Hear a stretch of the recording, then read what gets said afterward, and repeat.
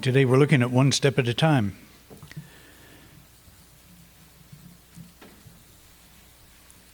When we talk about this, I use the photo of the step just because when you go up a flight of stairs, you do it one step at a time, basically.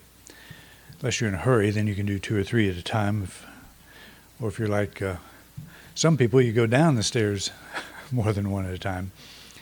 I actually did that once. I went down 15 stairs in one time on my stomach. So that was, well, we won't go into that. But when we talk about the spiritual thing, and we talk about, use words like enlightenment, we tend to think that that one step is the step of enlightenment, that enlightenment is a thing that we achieve, like the next step or whatever. And I'll get more into that here in just a minute, but I want to start with this. This passage from Matthew that I use frequently, and I want to elaborate just a little bit more on in different ways today. It says, "Once again, the kingdom of heaven is like a net that was let down into the lake and caught fish of all kinds of fish. When it was full, the fishermen pulled it up on the shore. Then they sat down and collected the good fish in baskets, but threw the bad away." Okay, so when we talk about the spiritual life, we need to think of it in terms of a process. When we look at this idea of fishermen going out, say every morning and casting their nets, catching fish and bringing them back and sorting them out, that's not a one-time thing. You know, they may have the best catch of their life, but they go out the next day and do it again. It's a process. And so Jesus is kind of using this illustration. He's taking one frame of a film and saying, here's what happens in that one frame. And what happens is you catch fish and you decide which ones you want to keep and which ones you want to throw away. So this is a moment by moment process, but the act of fishing is going out every day. It's a lifetime. It's a thing that you'll never quit doing, in other words. So there's a process within a process. So when is the fisherman enlightened? When they had the best catch of their life? They're never enlightened in that sense, because even with the best catch of their life, they go back out and do it again.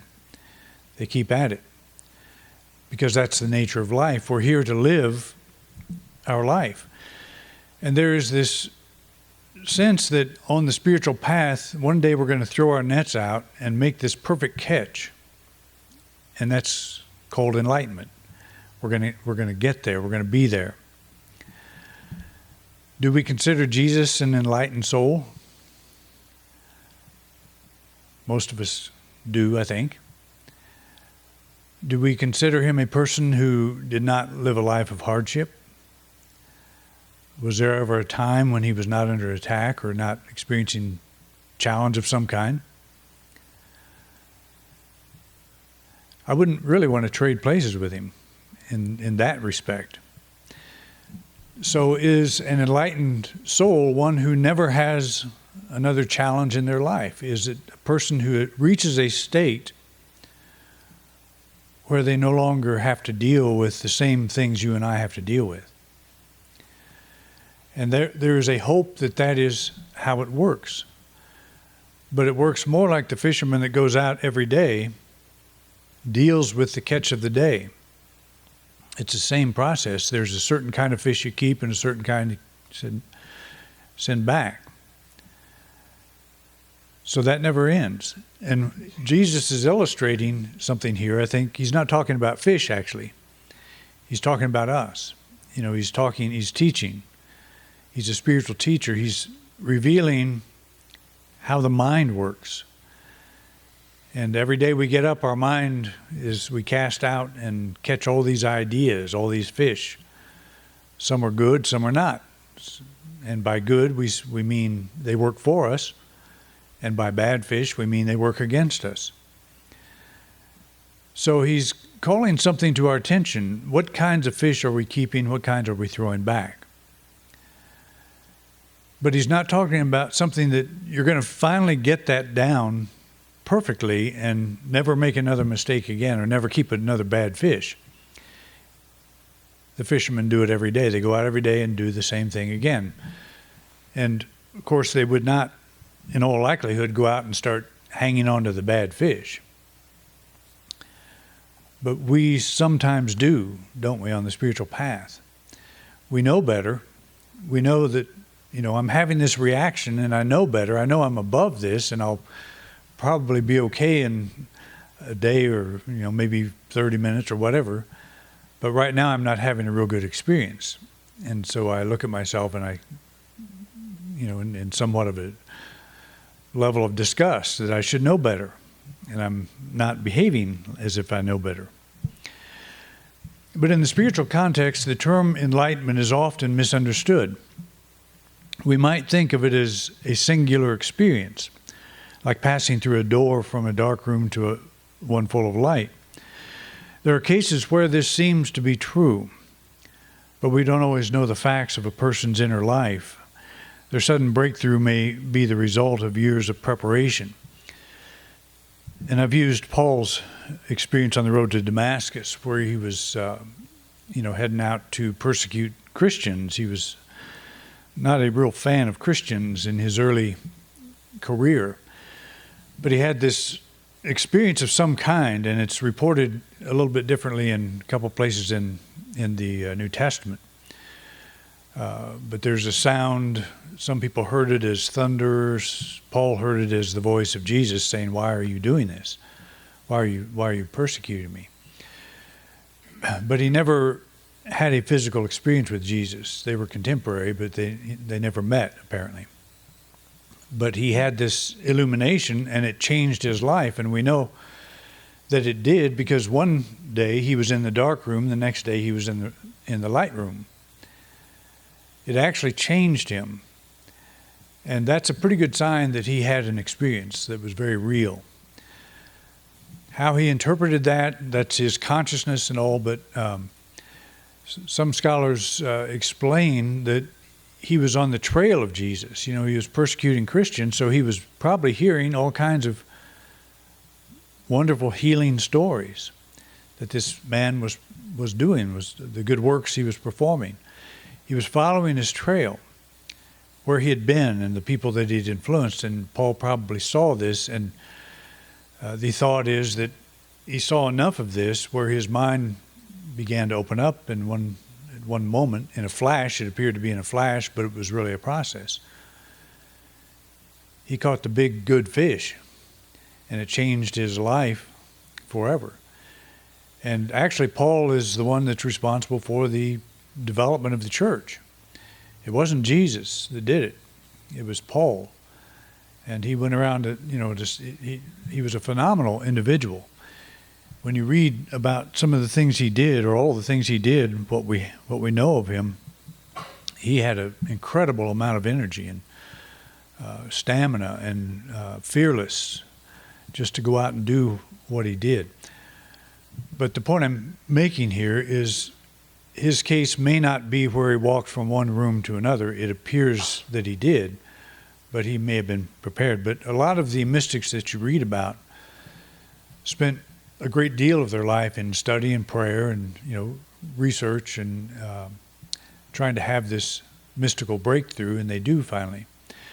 And there are other cases where it does seem like they've walked from one room to another. But most of us, it doesn't happen that way.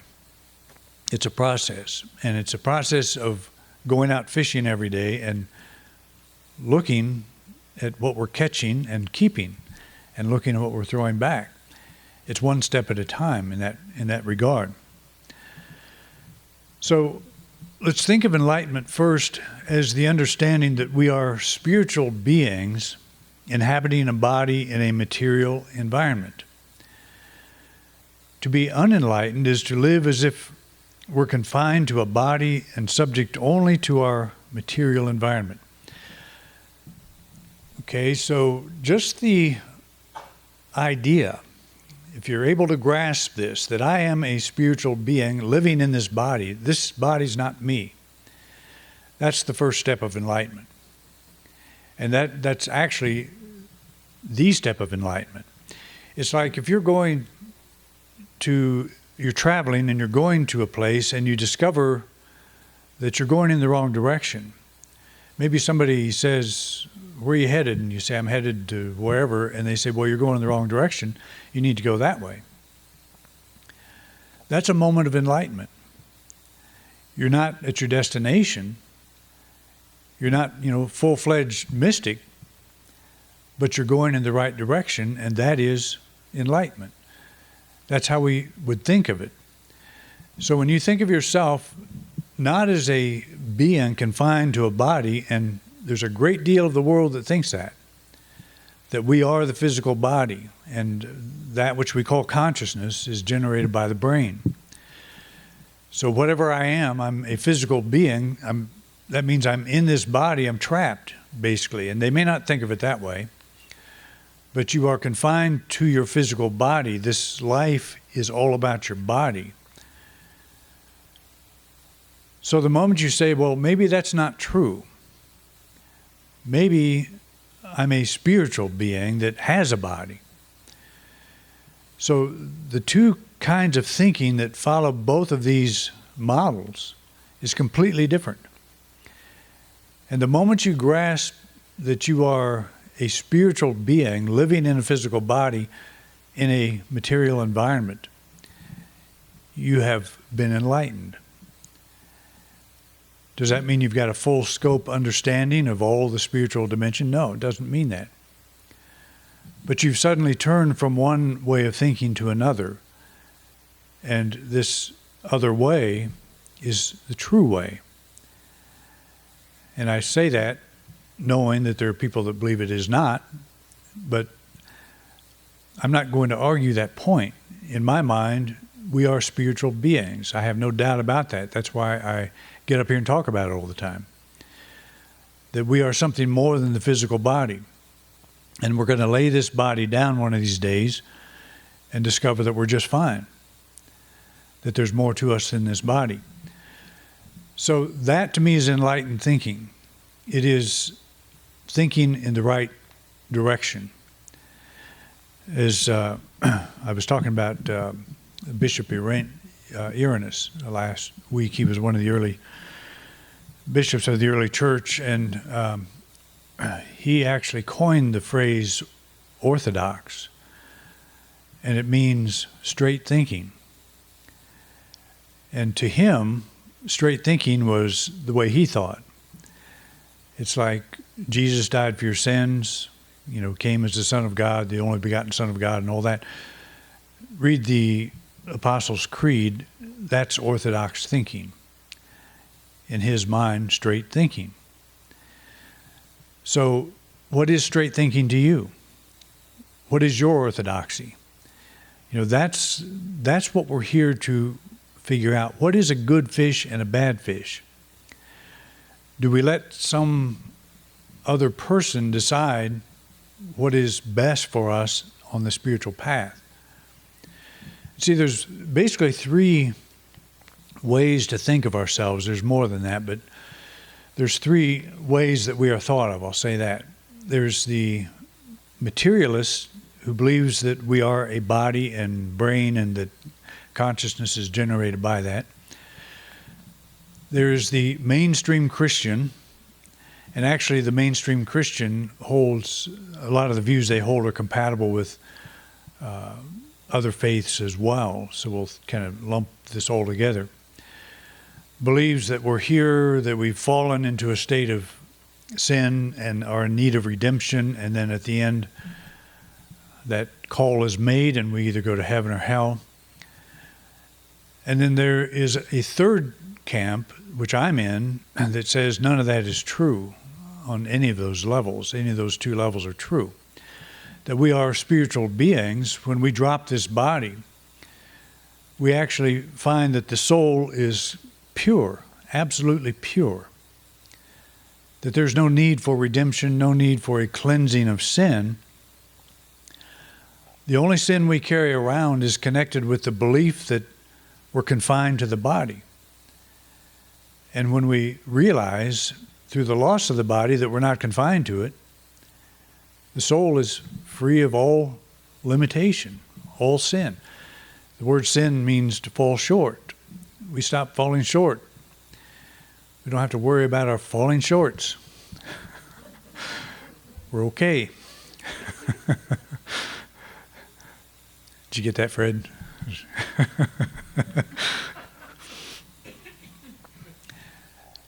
That's what I think happens to us.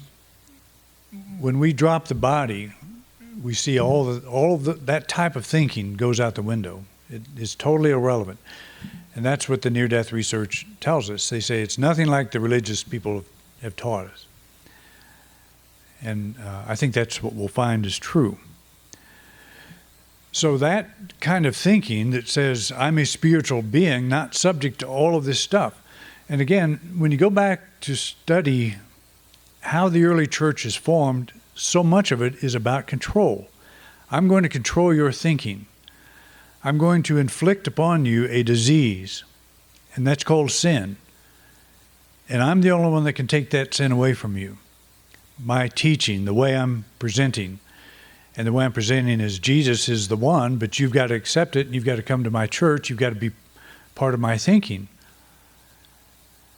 So I'm going to inflict this disease, sin. You're born in sin. All you got to do is read the Bible. That's the authority.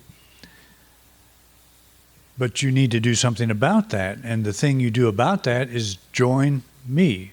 Come and think like me. Straight thinking. Become a part of this community.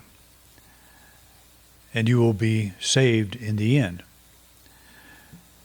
So I inflict the disease, and I also offer you the cure. Well, I don't think that way, and I don't think probably most of you do. You've not been inflicted with a disease called sin. Although we know that we are fairly weak as human beings. We don't always do what we love. We don't always do what we know we should. Paul said, why do I do the very thing I hate?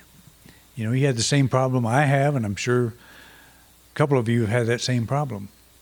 You end up sometimes thinking things or having reactions that you know better. You just say, I shouldn't have done that. But the thing is, when we do drop the body, all of that doesn't matter. We'll probably have a life review and look back on every incident that we have ever fallen short. And we'll see it and we'll say, gosh, I could have done that better. But are you going to burn in hell as a result of not doing it better? To me, that's enlightened thinking, is I'm not bound by that. And again, it would be like being dropped into a pit of mud up to your waist and trying to have a good day. Because you think a little negative, because you're wading around waist deep in mud. You must not be a spiritual person. You must not have the enlightenment that you need. Would you have a good day if you were dropped up to your waist in a pit of mud? You know, your whole goal would be to get out of it so you could start having a better day. But who would blame anyone for thinking, I don't like this. I don't want to be here. Or, why am I here? Who did this to me? You know, I mean, we can have all kinds of reactions. It doesn't matter, because that's not your state. That's not the state you'll always be in. But we feel that way sometimes. We feel like we've been dropped in a pit of mud. You know, life feels that way sometimes. And we have these negative reactions. So are we held accountable in terms of will we go to heaven or hell as a result of those kinds of things? And of course, you can escalate this whole question up to the level of murder and, all kinds of crime and stuff that's going on. How will those people have to deal with their issues? And that's a very interesting question. But it's not,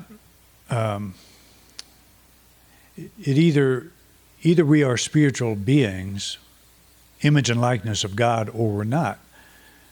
And it's very obvious that we forget that. And there are people that go way off on tangents that are so far from anything resembling that. that we wonder how they could ever turn it around. Well, sometimes they have near-death experiences. Sometimes they get shot, and they have a near-death experience, and they come back and become a social worker because they see something totally different. So it's not ever a matter of, will God redeem us? Will we be redeemed and be acceptable? We're always acceptable because we're spiritual beings. And so that takes a lot of the pressure off of how I deal with my life. And so I go out and I fish, I live my life, and I'm conscious. What kind of fish am I hanging on to here?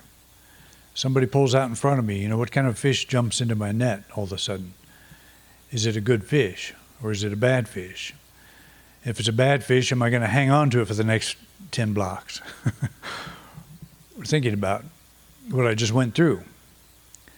And that's the step. That's the question. That's where we're at that moment. And does it mean that if somebody pulls out in front of me and I say, God bless you, you're a wonderful person, you must have a reason for doing that I'm going to make it to heaven any quicker? You're already in heaven.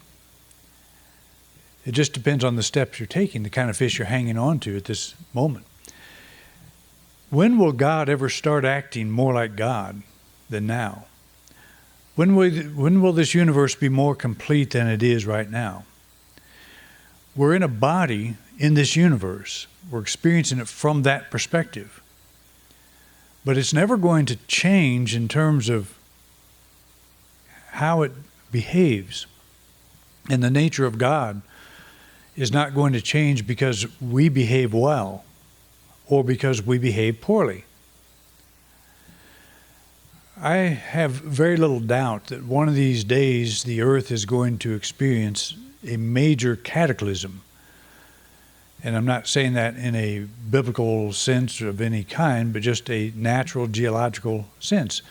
The earth has been through many catastrophes, and we have nearly been forced into extinction. In fact, the dinosaurs didn't rate so well, 65 million years ago when an asteroid plunged them into Yucatan Peninsula.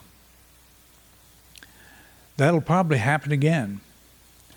Or back in the 1800s, there was a solar burst that knocked out all of the telegraphs.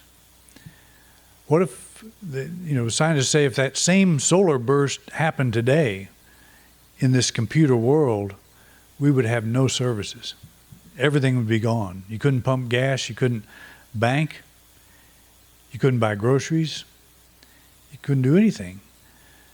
And that can happen. It can happen anytime. It's a natural thing. We live in a very dynamic universe. Yellowstone Park could blow up anytime, and if it does, a mask is not going to help. Not the kind we're wearing anyway. So these things happen, and they've happened over and over and over, and I have no doubt that they're going to happen again. And we tend to get so arrogant that we're so evolved, that we're at such a high level. But actually, the higher level we get technologically, the more at risk we are concerning the kinds of things that can happen. And I'm not trying to put fear in anybody's mind. I'm just saying this is not our home. This is a stepping stone. This is where we've decided to come live. Maybe we were one of the souls that got blown away by Mount Toba, something 70,000 years ago. Most of the population was, think only a couple of thousand people survived back then. And that's not too many. So that kind of thing can happen. And it's, but not look forward to it. But we live in this kind of a bubble of this earth is evolving and our existence on it is evolving. We measure our existence by what we're seeing here. And this can be wiped away in no time at all. And it's just, and it has so many times. To me, it's a fascinating study, and I don't have a negative hook into that, but just to know it has happened, to know that things beyond our comprehension have happened here that could change our whole life in just seconds, a matter of seconds. It's pretty incredible. So, as I have said, if an asteroid decides it's going to hit Grand Junction, I want to be right under it because I don't want to try to survive that. I'm not afraid of that kind of thing. It'd be interesting. I mean, if I knew it was coming for 2 months, it'd be kind of interesting how you think about stuff like that. But we're not of this earth. And that is a step toward enlightenment, to understand that. This is not where we end up.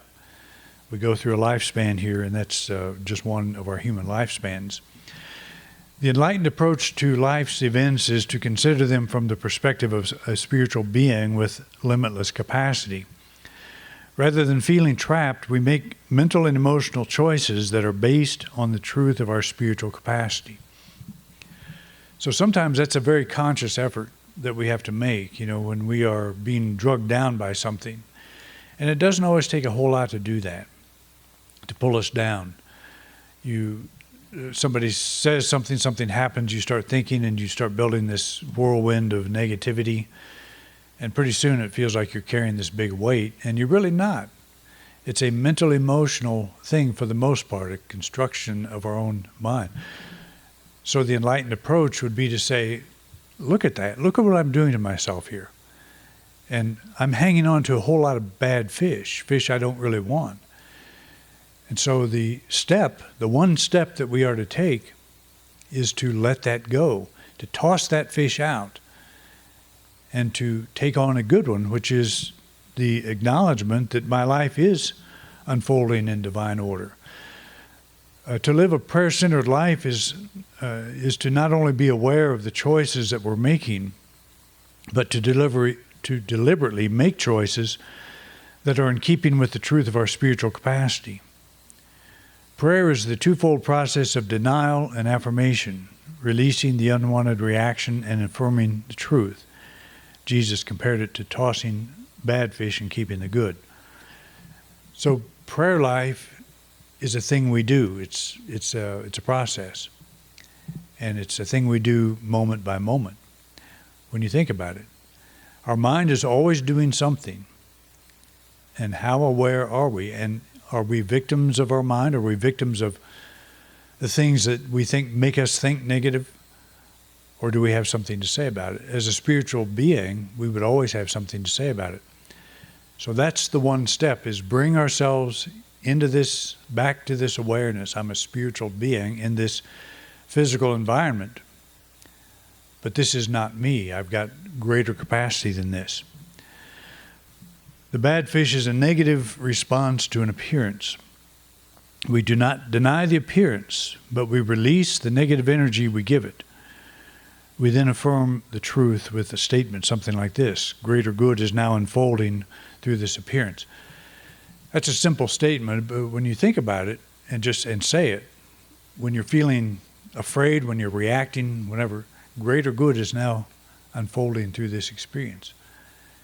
It'll get your attention and bring yourself back into the place where you need to be. So this is a spiritually enlightened approach to life's challenges. We make our mental and emotional choices not as a reaction to appearances, but based on the truth of our being, one step at a time. And when does that step occur? Hello? Now. What are we doing now? That's the only question that we have to ask. That's the one step we take. What am I doing with my mind now?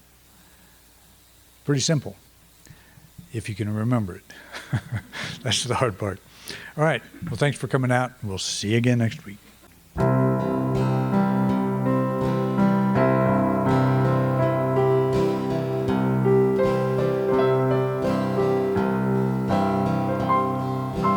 Peace, she reigns forever,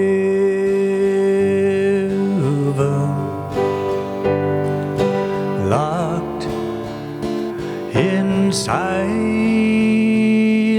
splendor.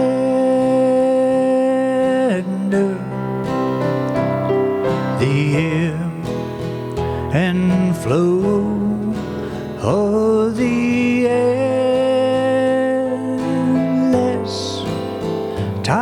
sands of time, they cannot dim that deep eternal light. See the canyons glowing,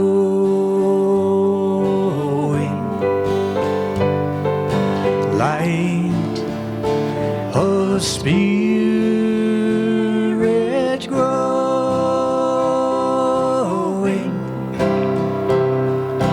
Let the wind carry you far from every fear and touch the face of this eternal land. See the meadows turning,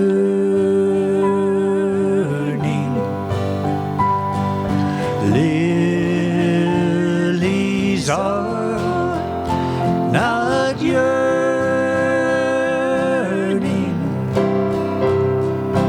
All are born by that same soft living light, the still small voice that whispers in your mind.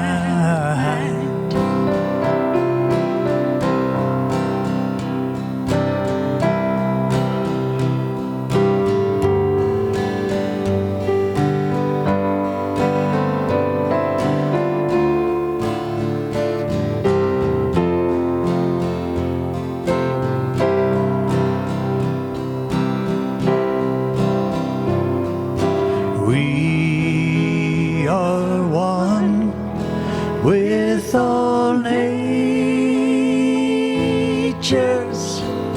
living soul.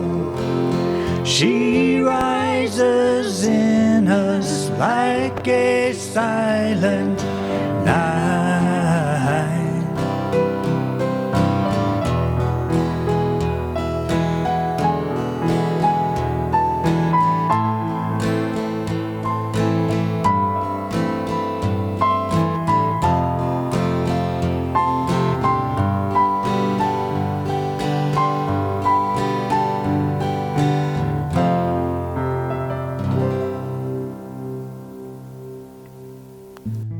You've been watching a talk given by Reverend Doug Bottorff here at Independent Unity in beautiful Grand Junction, Colorado. Thank you for watching. Please like and subscribe. It really helps us spread our message. If you would like to support us, you can do so by clicking the button in the right-hand corner of the video screen. We greatly appreciate your support. Thanks again for watching.